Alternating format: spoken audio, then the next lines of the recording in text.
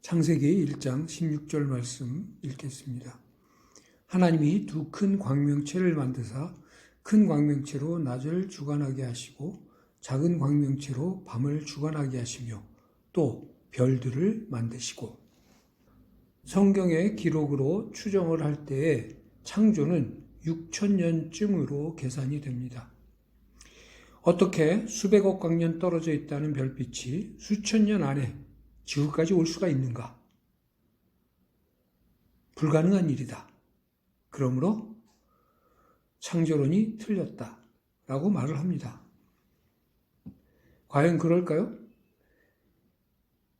빅뱅 시에 남은 흔적이라고 추정되는 소위 우주 배경 복사의 온도가 같다고 합니다.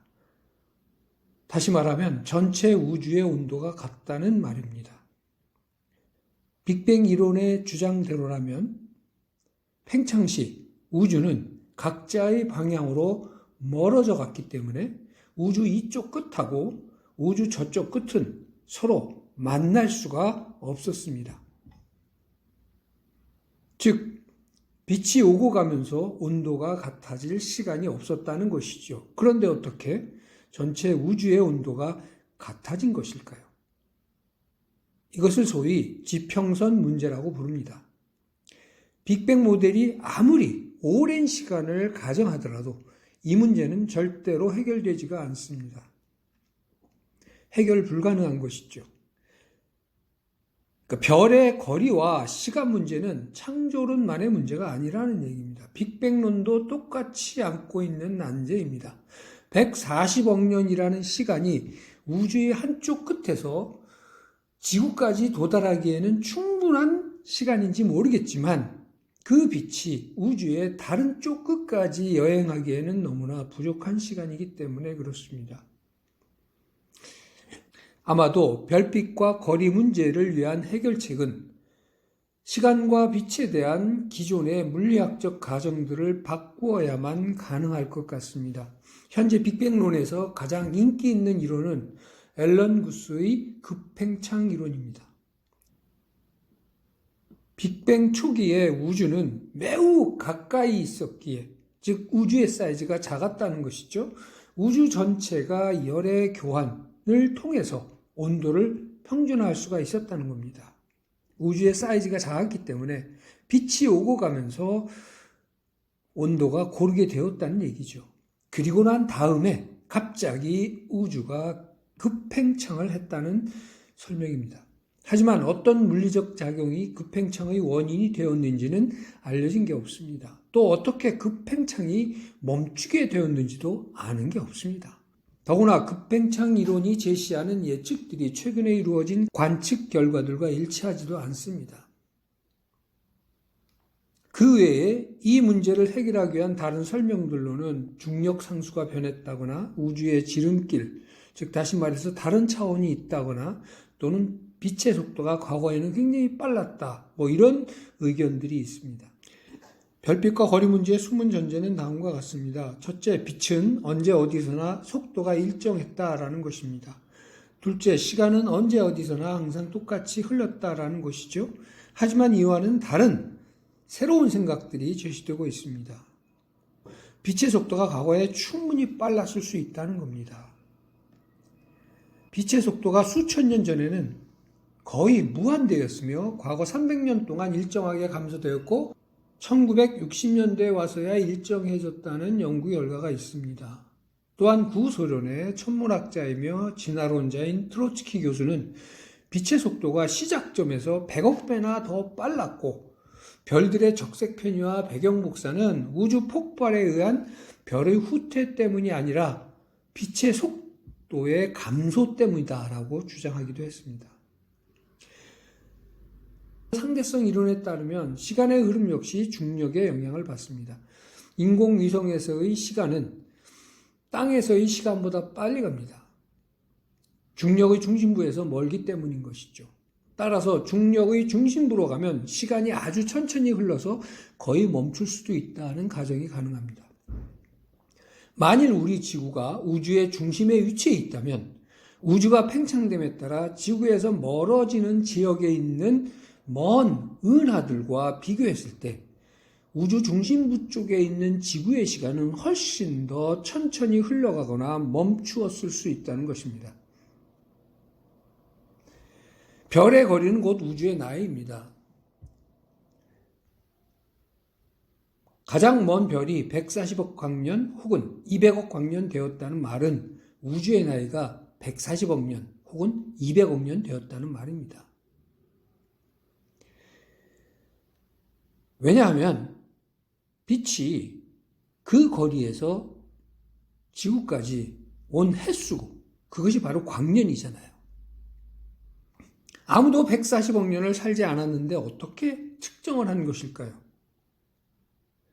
별들은 너무 멀리 있어서 그냥 빛의 점으로 보인다. 크기나 모양은 볼 수도 없고 관측되는 것은 오직 색깔뿐이다. 우리는 별의 형태를 볼 수가 없습니다. 태양계 안에 있는 것들은 눈에 보이지요. 그러나 태양계를 벗어나면 별은 그냥 빛의 점으로만 보입니다. 그 빛의 세기와 또 색깔 이런 것을 파악해서 그걸 가지고 모든 것들을 추정하는 것이죠. 그럼 별의 거리는 어떻게 측정을 할까요? 망원경을 가지고 관찰되는 별빛을 측정할 수 있습니다. 삼각함수를 이용하는 것이죠. 직각삼각형의 밑변과 한 각의 크기를 알면 그 높이를 알 수가 있는 거죠. 예를 들어서 일광년 떨어진 별과 지구 사이의 거리를 측정해 봅시다. 워낙 별이 멀리 떨어져 있기 때문에 밑변을 지구의 공전지름을 가지고 잡습니다. 동쪽 끝에 있을 때의 별을 관측하고 6개월 후에 서쪽 끝에서 다시 별을 관측하는 것이죠. 지구의 공전지름의 밑변은 16분입니다. 지구로부터 태양까지가 8분이니까 공전지름은 16분이 되겠죠. 그러면 일광년 떨어진 별까지의 높이는 얼마가 될까요? 일광년이니까 52만 5천 분이 됩니다.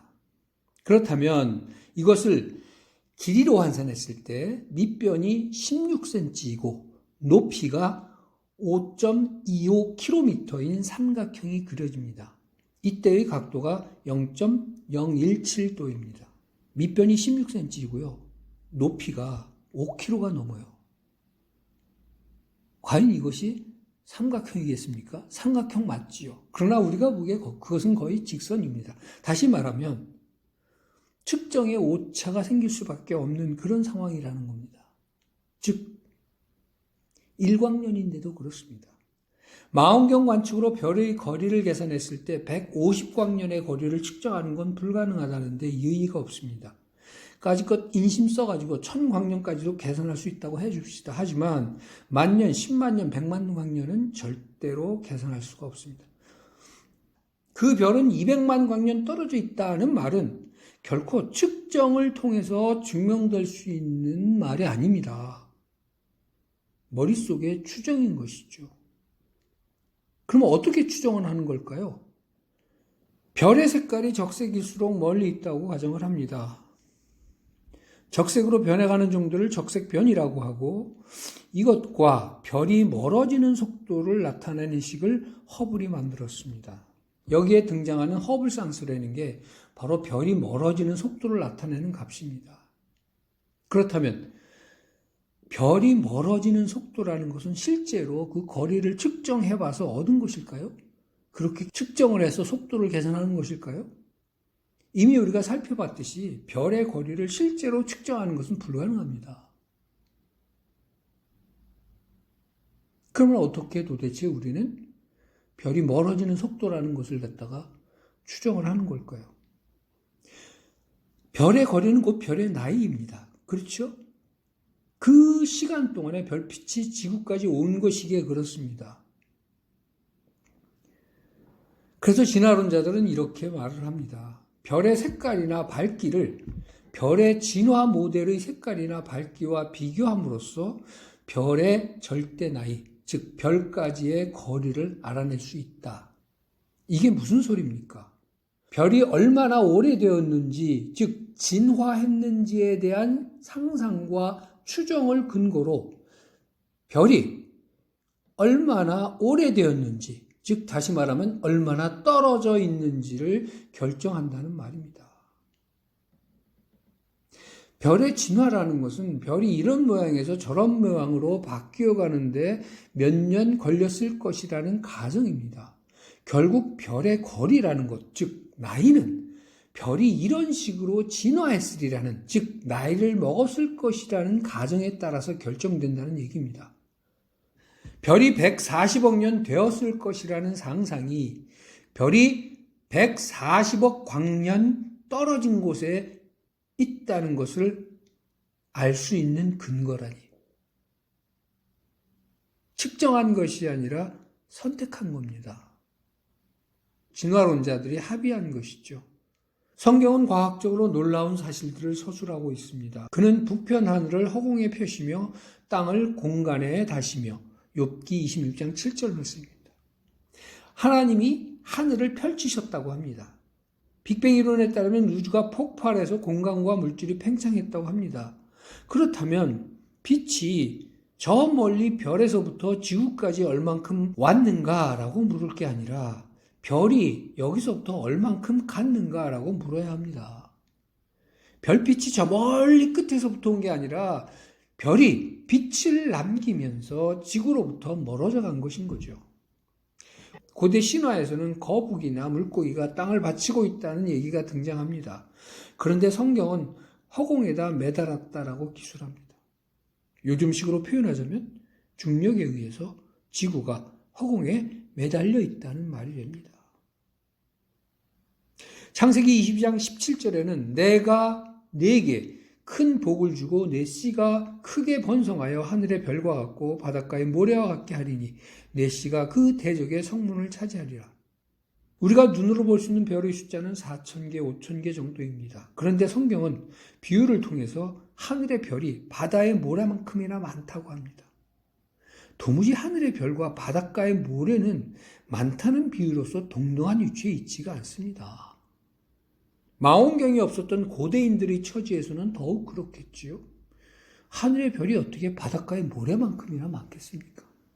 그런데 놀랍게도 오늘날 우리가 가지고 있는 최첨단 망원경으로 관찰한 바를 근거로 추정한 별의 숫자는요, 7 곱하기 10의 22제곱개 정도입니다. 감이 잘 오지 않죠. 수십억의 세계 인구가 1인당 11조 개의 별을 가질 수 있는 수치라고 합니다. 한 사람당 11조 개씩 가질 수 있을 만큼의 개수의 별이 있다는 겁니다. 정말 하늘의 별은 바닷가의 모래만큼이나 많습니다. 공중의 새와 바다의 물고기와 바닷길에 다니는 것이니이다. 시편 8편 8절의 말씀입니다. 해양학의 아버지인 마테 마우리 박사는 시편의 이 성경 구절에 나오는 바닷길, 즉 해로라는 것이 진짜 있는지 확인하기 위해서 연구를 하다가 해로를 발견했습니다. 바닷물이 그냥 멈춰 있는 게 아니라는 것이죠. 일정한 길을 따라 움직이고 있는 겁니다. 그걸 알아낸 거죠. 그래서 그 길을 나타내는 지도를 만들었습니다. 미국 버지니아주 리치몬드에 있는 그의 묘비에는 이런 글이 적혀 있다고 합니다. 해양학의 아버지 마테 마우리는 시편 8편 8절을 읽고 해로가 있음을 깨달아 최초의 해양 지도를 만들었다. 어떻게 시편 기자는 바닷길, 즉 해로를 알고 있었던 것일까요? 하나님이 바람의 무게를 정하시며 물의 분량을 정하시며 시편 28편 25절의 말씀입니다.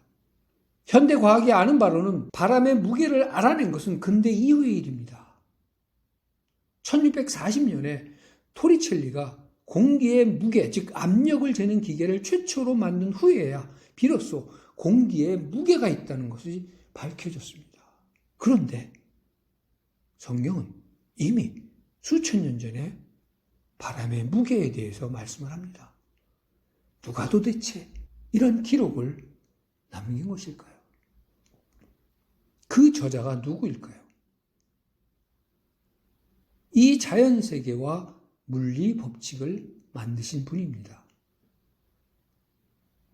그분이 만드셨기에 그분이 알고 계셨던 것이죠.